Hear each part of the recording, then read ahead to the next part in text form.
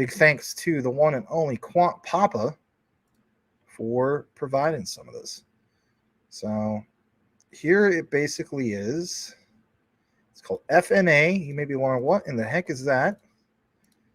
We've gone ahead and circled some of this for you guys. So for one, FNA, what is this? Well, they have a session, and it's going to be coming up pretty soon, right? It talks about this CBDC broadcast, session number 21, Exploring Project Rosalind. Talks about October 25th, 2023 at 2 p.m. UK time. Special guest speakers are Catherine Gu. She's the head of CBDC and protocols from Visa.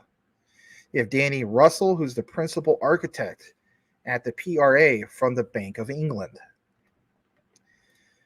Now, this is an unlisted video from Mastercard. It's was released roughly about 4 minutes ago. It gives you an example about this guy named Noah who sells an NFT. And maybe wondering, why am I sharing this? Don't worry, we'll get into that in a bit. 2 minutes. Smash that like. Here we go. Let's just play this.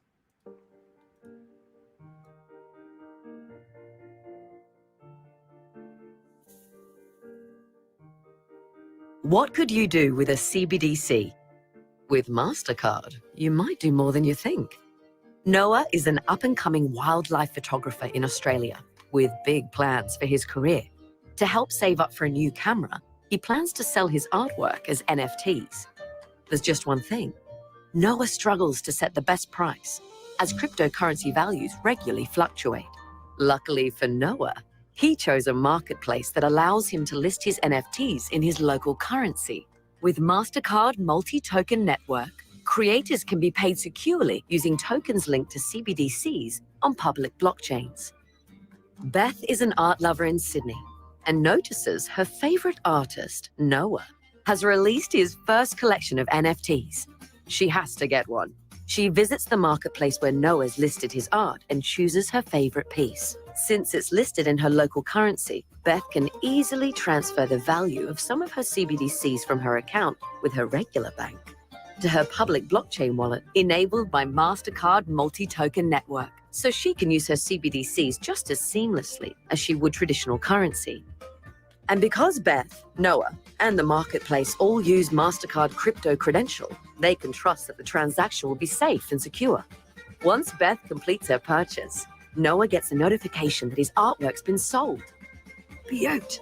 It only takes Noah a few moments to move the value from his wallet on the public blockchain to his CBDC account through his banking app.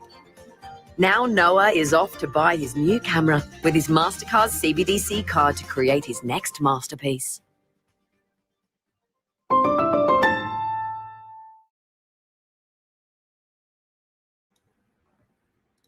All right, pretty cool to be able to share that with you guys. Now you may be wondering, why am I sharing that? And what is the QNT connection? Well, if you don't know your own research, you already know the QNT connection, but let's give you a reminder of how we tie all this together. So let's share this straight from Mastercard.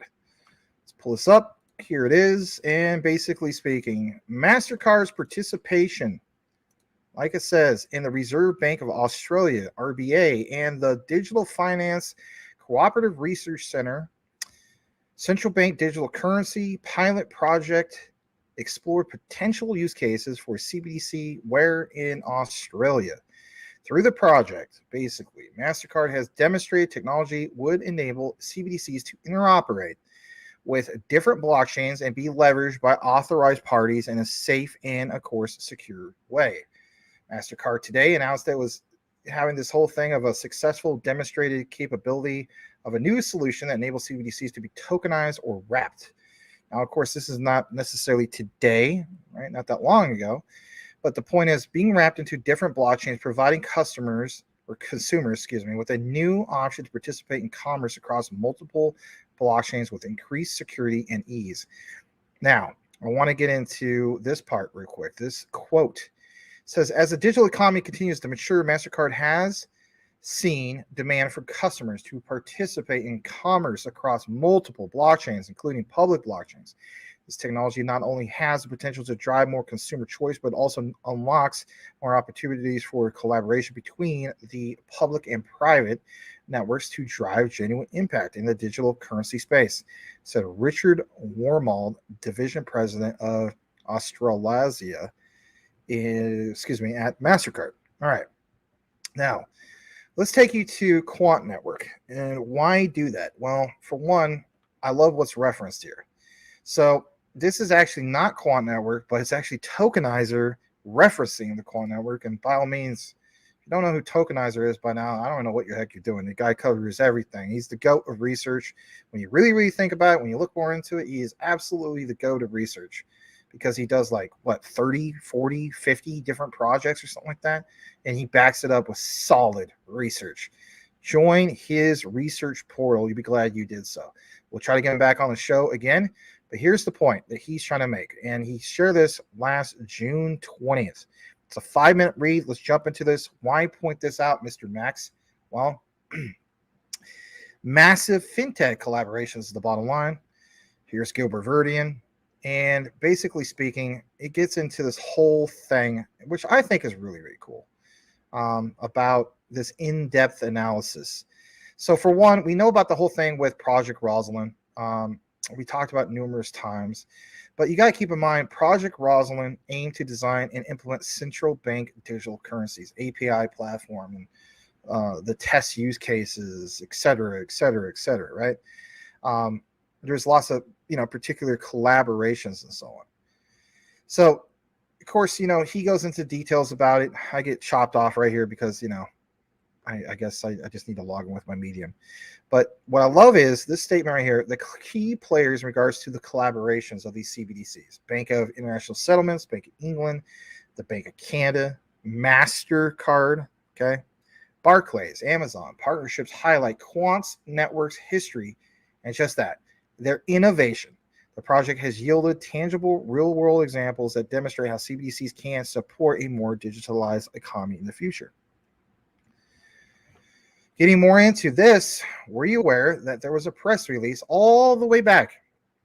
Okay, sometimes we got to do this all the way back to April 28th of 2018. I want you to pay attention to this for a second.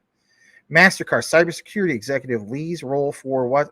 Blockchain startup Quant Network. Who are they referring to? Gilbert Verdian, of course. Gilbert Verdian, if you didn't realize it, of course, left his role back then to, of course, start his baby, if you will, right, in regards to Quant Network. Were you aware that Gilbert Verdian was a former, Chief Information Security Officer, aka CISO, over at Vocalink, and that, of course, was a Mastercard company where he was responsible for the security of the UK payment infrastructure for the Bank of England, covering BACS, faster payments, link and check or credit schemes, to lead the Quant Network team in the development of their blockchain operating system. We know it as Overledger. I want to share this part with you.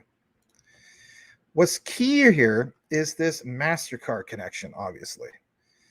But straight from the Quant Network, it says most banks' key management systems are unsuitable for blockchain. In regards to Overledger, they authorize which they have, with Overledger, they have this thing called Authorize. We share this with you, but I want to reiterate it. It's literally part of their brand. This launched this last week, and it basically addresses this issue by integrating with existing enterprise key management systems and seamlessly managing the signing of blockchain transactions and key generations. Like I said, it's just another step to make blockchain simple, trusted, and future-proof. Now, if you haven't seen this, you're going to want to watch this. So we're just going to go ahead and play it. Here we go. Banks and payment companies are exploring digital currencies to increase access to financial services whilst automating processes and lowering costs. Effective management of cryptographic keys and transaction signing is essential for authorization of blockchain transactions, but it remains a challenge. Existing key management solutions were not built for blockchain. Many lack the security and utility at scale needed to support millions of customers and billions of transactions. Overledger Authorize from Quant provides central bank grade key management for large-scale authorizations on multiple networks. Using flexible APIs, Authorize integrates with existing identity management, anti-fraud engines and AI models to authenticate and sign transaction requests. Keys can be generated and stored automatically in proprietary or third-party vaults. Once signed, transactions are passed to any supporting blockchain through Overledger, allowing seamless payments, transfers, and other transactions to major blockchains. Developers no longer need to code specific cryptographic interfaces to connect every blockchain and key store to every internal system. Authorize does it all. With Overledger Authorize, financial institutions and developers can securely overcome the hurdles of key management and bring authentication to the blockchain era. Talk to us and discover Authorize for your business.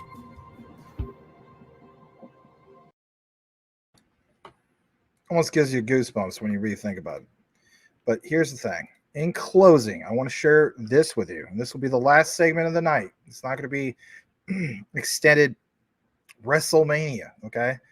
So here it is, straight from that article from earlier, from Cointelegraph. And yeah, look at this for a second, right? It basically mentions some key things here. This was from Gilbert Verdian, like literally, what was it, 5 years ago? My God. Gilbert, of course, like he says, looking forward to continuing the collaboration on Mastercard's blockchain strategy, because some people are like, man, you know, that was a nothing burger. It's not a nothing burger. Was basically allowing, or focusing, I should say, on developing our blockchain operating system, which is Overledger. And as we know, that's blockchain agnostic.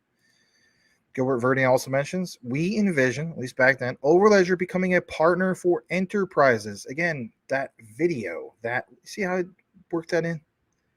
Enterprise, by helping them overcome the biggest challenges they face when trying to adopt blockchain technology, including the lack of interoperability and single ledger dependence.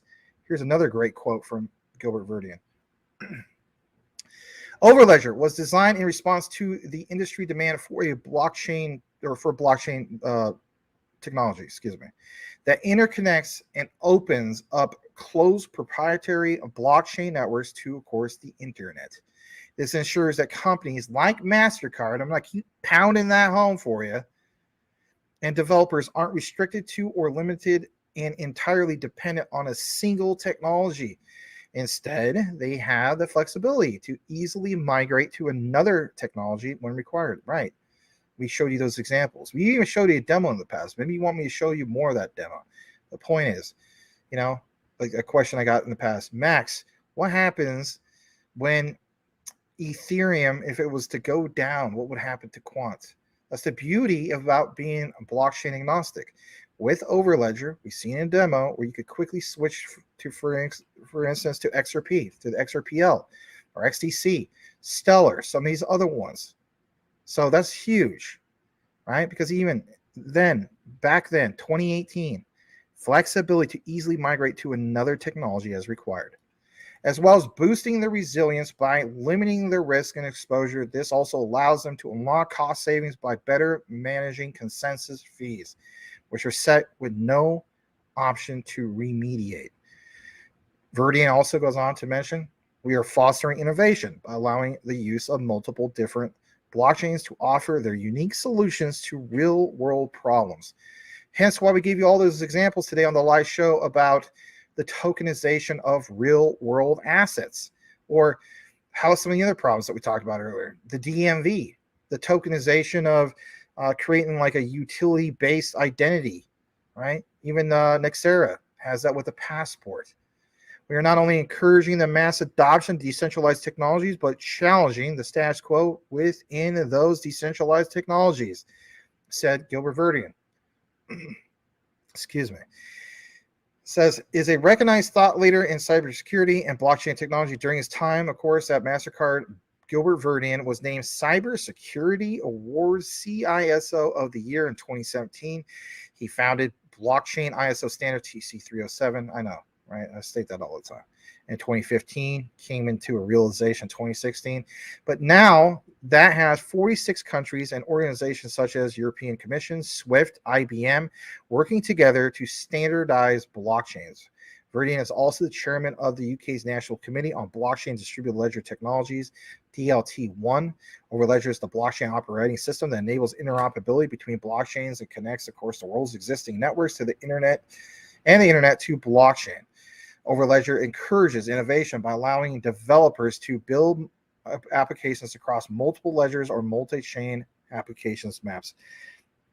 At this point, I'm kind of preaching to the choir. A lot of you guys already know about this. The key thing is that particular Mastercard connection. And just to come back to a review, just in case you've missed it, and you're like, I still don't get it, here's what you should pay attention to. This right here, plain as day. And that is what's coming up October 25th. When is that, Max? It is literally less than 2 weeks away. Okay. And yeah, FNA, the CBDC broadcast, exploring Project Rosalind. And it's even headed up not just from a MasterCard person, but from a Visa person who is Catherine Gu. You're also going to have that person from the Bank of England. So I'm paying attention to it. I'm realizing to myself, you know what? This accumulation phase, what's going to happen with it? How long does it last? Do we get an extended crypto winter that even goes further, as Magic Powers pointed out, and so on? Could very well be. I won't dismiss it. There's all sorts of different kind of crazy possibilities. But whatever the case be, if Quant is very well using some of its capital that they raised in the past in the bear market to fund itself and so on, I'm not worried about it. The way I look at it is Quant is that generational wealth I'm looking for, and I will continue to stack QNT.